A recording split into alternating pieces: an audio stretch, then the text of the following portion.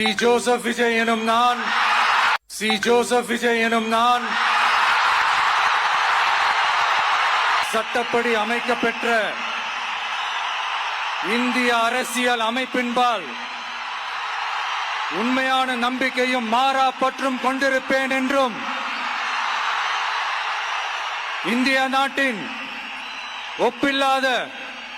முழு முதல் ஆட்சியையும் ஒருமையையும் நிலை நிறுத்துவேன் என்றும்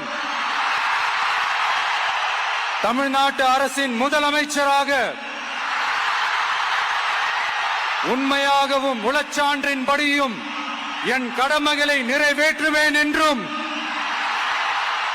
அரசியல் அமைப்பிற்கும் சட்டத்திற்கும் இணங்க அச்சமும் ஒருதலை சார்பும் இன்றி விருப்பு வெறுப்பை விலக்கி பலதரப்பட்ட மக்கள் அனைவருக்கும் நேர்மையானதை செய்வேன் என்றும் ஆண்டவன் மீது ஆணையிட்டு உறுதிமொழிகிறேன்.